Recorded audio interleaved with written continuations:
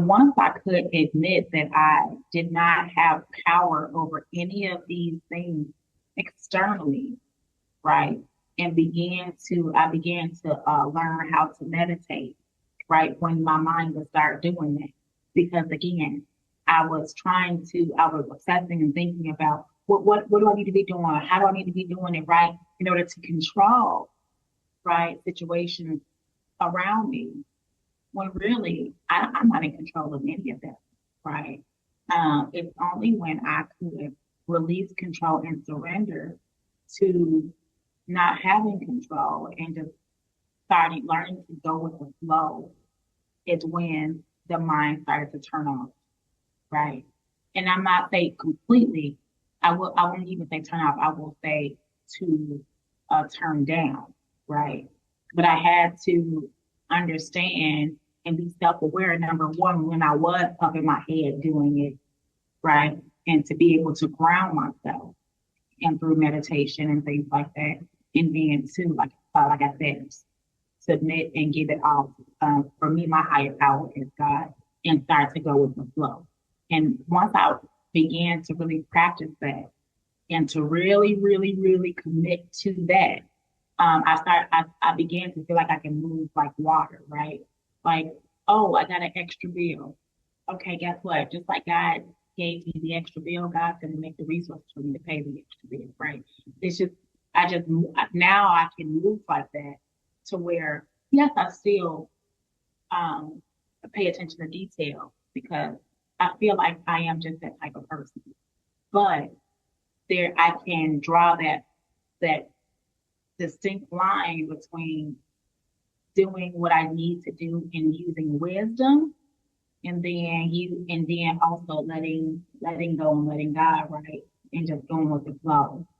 Because if you don't, you would find yourself in a situation where you're always like, oh my God, and panic. Right, because you panic because you're trying to control everything. You're trying to have a grip on everything. And in all reality, like you said, you learn how to, let go and let God and stop Mm-hmm. trying to be so much in control. Mm-hmm. You find so much peace at that. And then in addition to that, it's weird how it works out. It's like the moment that you let go, the moment that you have more control. You have more control by letting go Mm-hmm. versus trying to hold on and be It's in control. crazy. Yeah, it is. It's a certain type of peace to where you just, like you said, you see a bill, you're like, all right, it's an extra bill. When I come to that bridge, I'll cross it.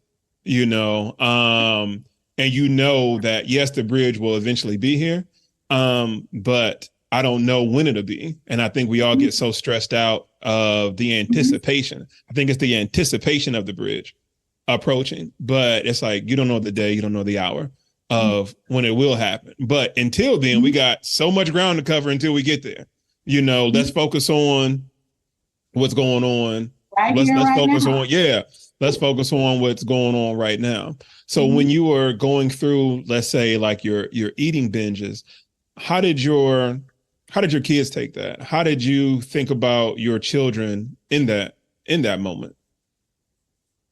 So I felt bad because I knew that uh, I knew that I was harming myself, and I knew that it was making it be to where I wasn't being the best mom, right? Because again, in front of my children, right? They're only 4 and 8, but still they know they're very, very, very smart. So in front of my children, right, I would put on a strong face, right? And I would sometimes even see my habits, my binge habits and stuff.